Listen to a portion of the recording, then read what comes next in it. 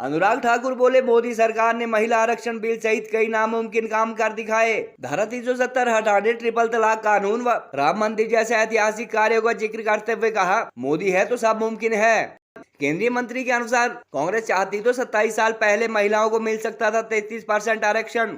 Delimitation से पहले आरक्षण लागू करने की मांग पर बोले, कांग्रेस कोर्ट में लटकाना चाहती है मामला। राहुल गांधी पर तंज कसते हुए कहा, देश संविधान से चलेगा, ना कि उनके द्वारा पढ़ी गई पर्ची के मुताबिक। केंद्र सरकार द्वारा बाढ़ की आपदा में दी गई अरबों की मदद का जिक्र करते हुए कहा, सुक्खू सरकार खर्च नहीं कर रही है अपना शेयर। अरुणाचल की महिला खिलाड़ियों को चीनी वीजा न मिलने पर बोले, कुछ लोगों ने G20 के आयोजन में भी की थी खलल डालने की असफल कोशिश। अनुराग ठाकुर ने शिमला में पीएम रोजगार मेले के दौरान युवाओं को बांटे नियुक्ति पत्र। केंद्रीय मंत्री अनुराग ठाकुर द्वारा आज हिमाचल की राजधानी शिमला में प्रधानमंत्री रोजगार मेले के तहत चयनित हुए हिमाचल के 708 में से 110 युवाओं को नियुक्ति पत्र बांटे। उन्होंने कहा कि स्टार्टअप के माध्यम से करोड़ों युवाओं को रोजगार से जोड़ चुकी पीएम मोदी के नेतृत्व वाली केंद्र सरकार द्वारा रोजगार मेले के माध्यम से 10 लाख युवाओं को नौकरियां दी जाएगी। केंद्र सरकार द्वारा महिलाओं को 33% आरक्षण दिए जाने, कि नारी शक्ति वंदन बिल को पास करवाए जाने को उन्होंने ऐतिहासिक उपलब्धि कहा और डिलिमिटेशन से पहले इस बिल को लागू करने की मांग को कांग्रेस की से कोर्ट में लटकाने की मंशा करार दिया। उन्होंने कहा कि 27 साल पहले कांग्रेस ने महज दिखावे के लिए महिला आरक्षण बिल को सदन में पेश किया था और उस दौरान वर्तमान में INDIA गठबंधन में शामिल कुछ नेताओं ने इसे फाड़ कर अपनी मंशा जाहिर कर दी थी। अनुराग ठाकुर ने जम्मू कश्मीर से धारा 370 हटाए जाने, राम मंदिर निर्माण, भारत को 5वीं सबसे बड़ी इकोनॉमी बनाए जाने तथा ट्रिपल तलाक कानून जैसे फैसलों का जिक्र करते हुए कहा कि मोदी है तो सब मुमकिन है। इस बिल को लेकर राहुल गांधी के बयान पर टिप्पणी करते हुए उन्होंने कहा कि भाजपा सरकार देश को संवैधानिक ढंग से चलाएगी, ना कि राहुल द्वारा मंच पर पढ़ी जाने वाली पर्ची के अनुसार देश चलेगा। भाजपा के नेतृत्व वाली केंद्र सरकार द्वारा बाढ़ प्रभावित हिमाचल को 862 करोड़ की सीधी मदद दिए जाने के अलावा 6000 मकान देने व PMJSY के तहत 27,000 करोड़ की भारी भरकम राशि उपलब्ध करवाए जाने के लिए उन्होंने हिमाचल की तरफ से धन्यवाद किया। हिमाचल से संबंध रखने वाले अनुराग ठाकुर ने कहा कि एक तरफ जहां भारत सरकार बाढ़ प्रभावितों के लिए अरबों का बजट जारी कर रही है, वहीं हिमाचल की कांग्रेस गवर्नमेंट अपना शेयर तक खर्च नहीं कर रही है और बाढ़ प्रभावित इलाकों में रास्तों व डंगों का निर्माण केवल केंद्र की मदद से हो रहा है। चीन द्वारा अरुणाचल की महिला खिलाड़ियों को वीजा न दिए जाने पर अनुराग ने कहा कि ऐसे कुछ लोगों ने G20 के दौरान भी आंखें दिखाने की कोशिश की थी, मगर पीएम मोदी के नेतृत्व में आज जो भारत ठान लेता है वो करके दिखाता है। अनुराग ठाकुर द्वारा हाल ही में केंद्र सरकार की विभिन्न नौकरियों में चयनित हुए युवाओं को अपॉइंटमेंट लेटर जारी किए जाने के दौरान प्रदेश के सांसदों सहित कई गणमान्य लोग मौजूद रहे। जितना हमें हिमाचल से प्यार है उतना ही मोदी जी को प्यार है। मोदी जी ने इंतजार किए बिना एक नहीं 4-4 किश्तें मदद की भी पहुंचाई, 862 करोड़ रुपया वहां पर भी दिया। और अगर यूपीए का समय देखेंगे तो कई महीने लग जाते थे टीमों को आने के लिए भी, हमने टीमें भी शीघ्र पहुंचाई। फिर मदद करने वाली टीमें भी NDRF की हो, एयरफोर्स की हो, वो भी पहुंचाई, हेलीकॉप्टर तक दिए, सब मदद की। और यही नहीं, 12 टुकड़ियां एक बार लगी थी NDRF की, 13 एक बार लगी थी, और 5000 घर पहले, 6000 घर उसके बाद दे दिए। मनरेगा का पैसा जितना दिया है दिया जी, सबको डंगे लगाने से लेकर रास्ते बनाने तक सारा पैसा भारत सरकार का है। क्या ये मदद नहीं है? 2700 करोड़ रुपए ग्रामीण सड़कें बनाने के लिए दिया, क्या ये मदद नहीं है? मैं एक बात पूछना चाहता हूं, जो अनुपात हिमाचल की सरकार को अपना भी लगाना चाहिए था, हिमाचल सरकार ने कितना लगाया? क्या आप में से किसी ने छापा है? क्या हिमाचल सरकार ने बताया? हिमाचल सरकार ने जब से आपदा आई उसके बाद अपना पैसा कितना लगाया? देखिए, जब ओलंपिक चार्टर के अनुसार वीजा मिलना चाहिए था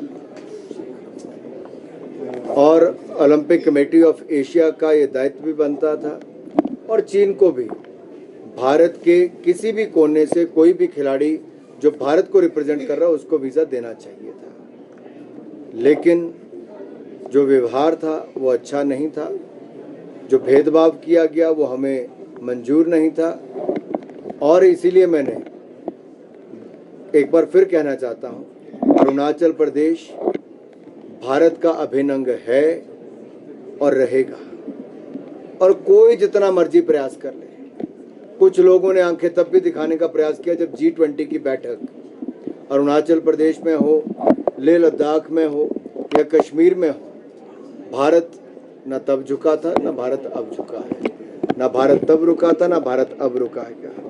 भारत ने तब भी G20 को सफल बनाया और दिल्ली डिक्लेरेशन होना अपने आप में बहुत कुछ कहता है। अफ्रीकन यूनियन का हिस्सा बनना G20 का बहुत बड़ा संदेश है।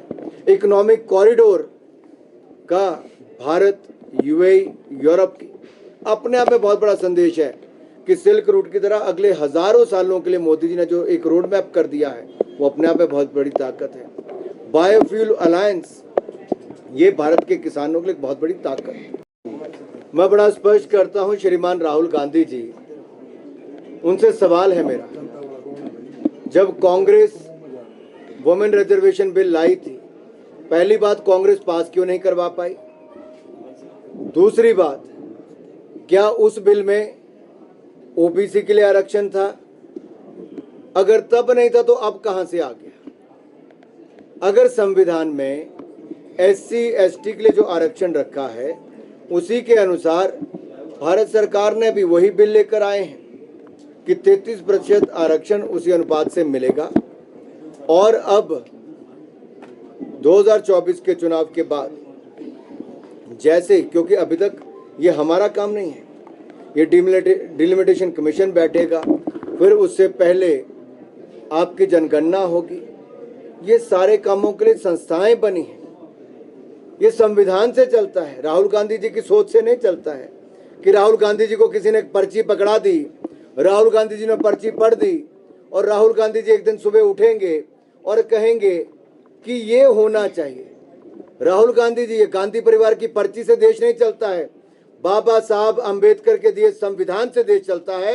और उन बाबा साहब को जिनको कांग्रेस ने अपमानित करके बाहर भी किया था और कांग्रेस ने हराने के लिए पंडित नेहरू जी ने पूरी ताकत लगा दी थी, आज उन्हीं डॉक्टर भीमराव अंबेडकर जी के संविधान का अपमान बार बार गांधी परिवार और कांग्रेस पार्टी कर रही है।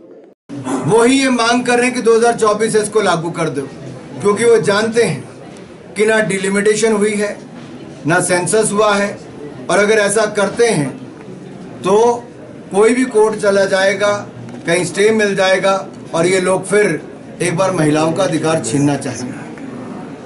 हम सच्चे मन से लाए हैं और पक्के मन से भी बिल लाए हैं, सच्चे मन से प्रस्ताव रखा भी, पक्के मन से पास भी करवाया, लेकिन ये लोग एक के बाद दूसरा ऐसा प्रयास कर रहे हैं। कांग्रेस के पहले जो गठबंधन दल थे, समाजवादी पार्टी, आरजेडी और अन्य दल, उन लोगों ने विरोध उस समय किया था, बिल फाड़ तक दिए थे। अब वही लोग जब खुले में विरोध नहीं कर पा रहे हैं तो कभी कहते हैं 2024 में लागू करवा दो, कभी कहते हैं ओबीसी को आरक्षण दे दो। क्या संविधान से ऊपर हो गए ये? क्या नियम प्रक्रिया को पालन नहीं करना चाहिए? और मैं आपसे एक सवाल पूछता हूं, कौन तय करेगा किस सीट को रिजर्व करना है? भारत सरकार नहीं कर सकती है, क्योंकि निष्पक्ष तरीके से करना चाहिए। आज हमारी सरकार है, मैं ये कह के नहीं कर सकता जी कि फलानी सीट को रिजर्व करना है। ये इलेक्शन कमीशन का, डिलिमिटेशन कमीशन का काम है।